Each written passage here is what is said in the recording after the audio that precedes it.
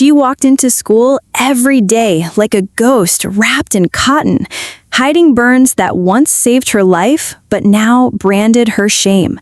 They laughed at her scars until a veteran, silent, unnoticed, forgotten by most, stood up. And in 37 seconds, the entire room would never laugh again. Scars don't make you weak. They prove you survived what tried to kill you. That line? Layla didn't believe it. Not yet. She was the kind of girl you didn't notice until someone pointed her out. Not because she lacked presence, but because she avoided it. Every outfit was designed to disappear. Loose hoodies in summer, long sleeves in gym class, shadows in photographs. And underneath those layers were scars. Angry, red, twisted memories of a house fire that nearly took her life at 9 years old. She didn't remember the flames, only the aftermath. Months in the burn unit, years of surgeries, and a face in the mirror that didn't look like anyone else's at school. The fire had ended, but the burning never really stopped. Layla's classmates didn't know the full story. They didn't care to ask. What they noticed were the patches of melted skin when her sleeves rolled up, the uneven texture on her neck when her collar dipped too low, the way she sat in the back, always avoiding eye contact.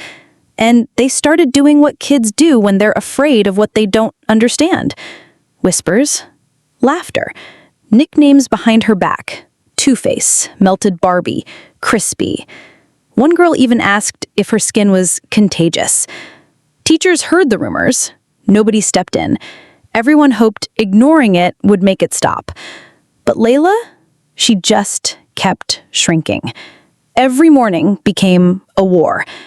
Do I wear the thick sweater today and sweat through gym class? Do I pull my hair forward and risk them still seeing my cheek? Do I speak up in class, or do I keep pretending I'm invisible? She chose silence every time.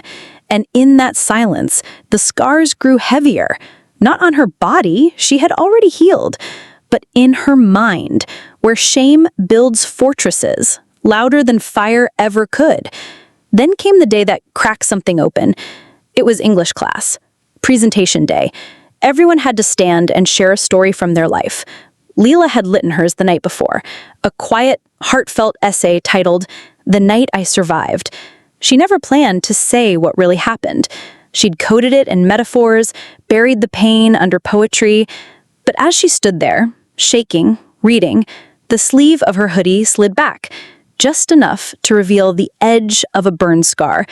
One boy near the front leaned to his friend and whispered loudly, "Damn, that looks like bacon." The class burst out laughing. Not all of them, but enough to make the silence feel like a spotlight. Layla froze, eyes down, voice gone. The paper in her hands, trembling like dry leaves. The teacher tried to shush the laughter, but it was too late. The damage was done. That night, Layla didn't cry. She just sat on her bed, hoodie still on, staring at the blank wall, running that moment over and over and over until one line from her own essay came back to her. She'd written it, but she hadn't believed it. Not really. That line came from somewhere distant, hopeful, fictional even. But now it felt like the only thing she had left to hold on to. Because if that wasn't true, if scars meant shame, then what was all this pain for? What was the point of surviving if survival only earns you mockery? What good was healing if the world still saw you as broken? That night, Layla almost deleted the essay, almost told her teacher she was sick and wouldn't be presenting again. But she didn't. Something had shifted, just enough to keep her from folding completely. She printed a new copy, slipped it into her bag, and went to bed with the words echoing in her mind. Scars don't make you weak. They prove you survived what tried to kill you. She didn't know it yet, but someone else had heard her that day, someone who'd lived through fire of a different kind, and he wasn't going to stay silent. They laughed at her scars, but someone finally stood tall enough to make the room go quiet. The classroom was buzzing like any other Monday. chairs scraping, pens tapping, and Maya, sitting in the back, trying to shrink small enough to disappear. Her hoodie sleeves pulled past her fingers, her eyes locked on the edge of her notebook, not the lesson. And across the aisle, the laughter started again. It wasn't just the jokes. It was the snickers, the side eyes, the "accidents don't belong here" whisper, just loud enough to sting. Her scars, visible and otherwise, had made her a target since the day she returned to school. But this time, the joke got louder. Too loud. A boy at the front, loud, athletic, always grinning, decided to perform for his crowd. He mimicked a scream, clutched his face, and yelled, "Careful, you'll catch fire!" The room exploded in laughter, except one person. In the second row, the substitute teacher looked up, not just annoyed, but still. His name was Mr. Dawes. He had only subbed twice before. Military haircut, rough voice, a limp in his left leg.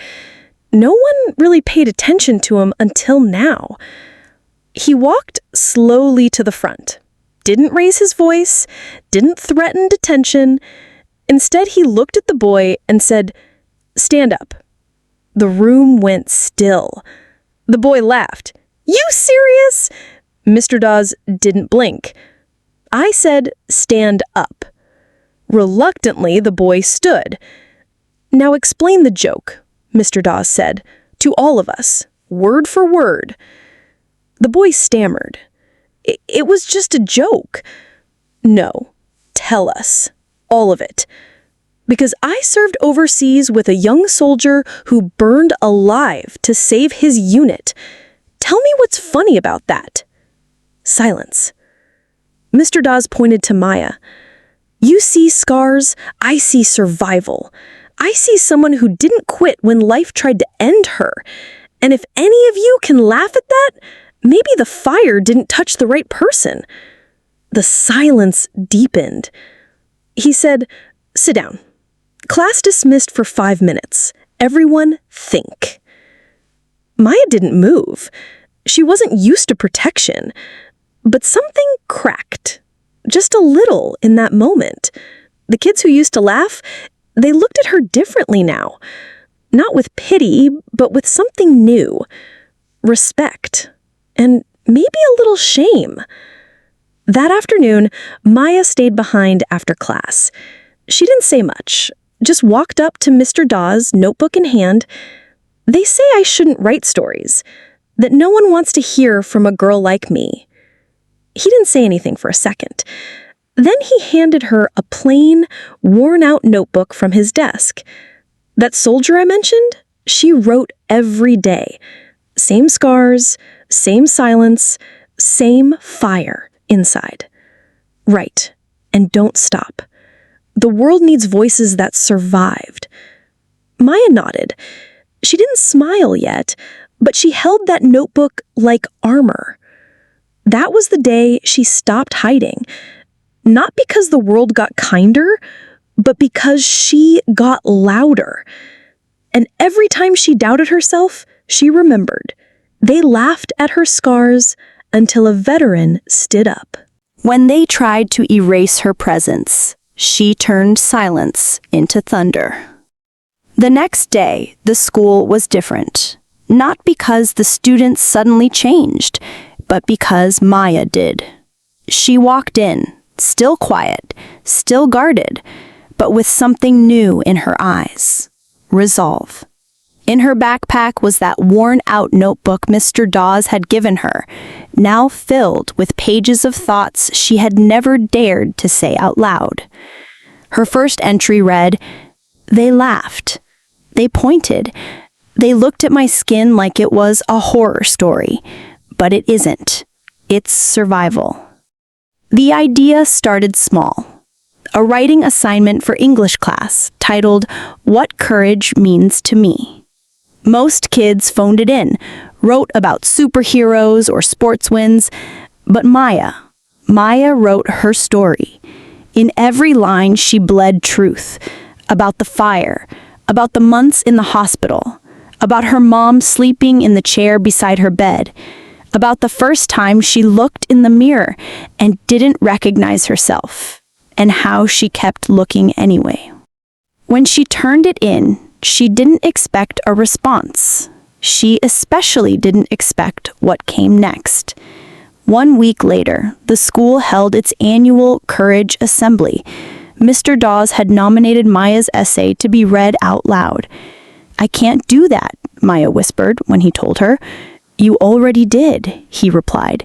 "You just haven't heard yourself yet." That day, the gym was packed. Teenagers scrolling their phones, teachers chatting in the back, the usual noise. Then the microphone crackled, and Maya walked up to the stage. At first, the crowd didn't notice her scars. They noticed her silence. It held the room.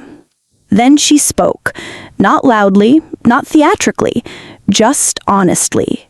Line by line, her voice cut through the noise.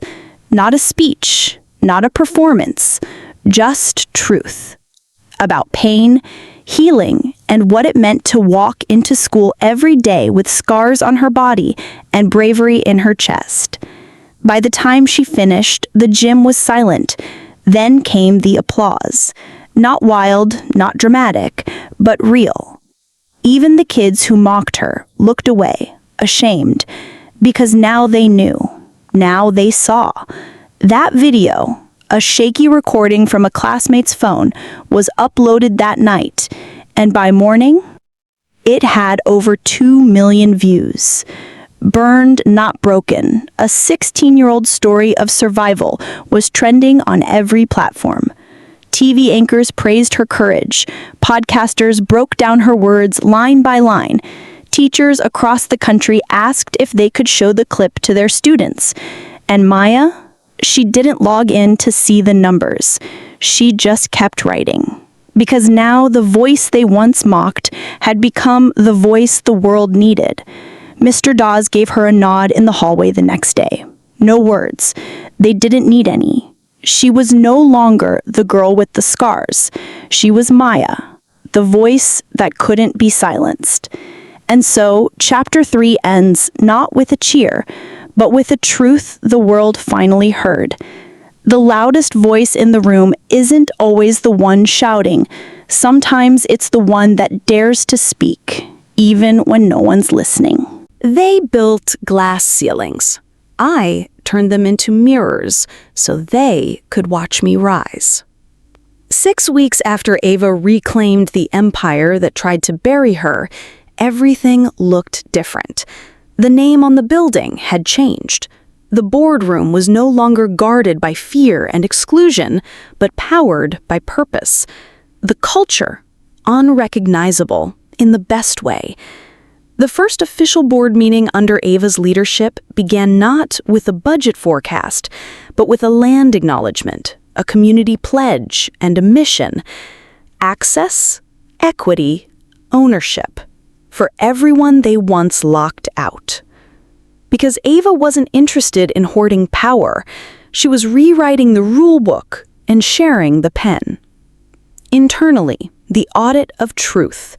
Every department, every corner of the company went through what Ava called the audit of truth. This wasn't for PR. This was policy. Rigged promotion ladders? Scrapped. Executive mentorships? Opened, especially for Black and brown women. Hidden pay gaps? Exposed and eliminated.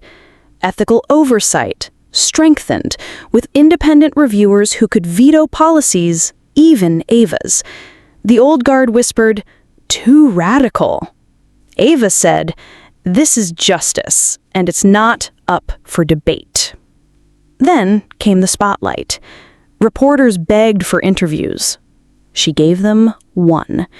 Standing on the steps of the building that once locked her out, Ava looked directly into the cameras and said, "This isn't revenge, it's reparation. Of value, of trust, of leadership. I wasn't kicked out. I was freed. And when I came back, I didn't just take over headquarters. I took back the narrative. The clip went viral. Analysts tried to spin it. Blogs tried to dilute it. But the people knew. They had always known. And the headline kept echoing like a battle cry.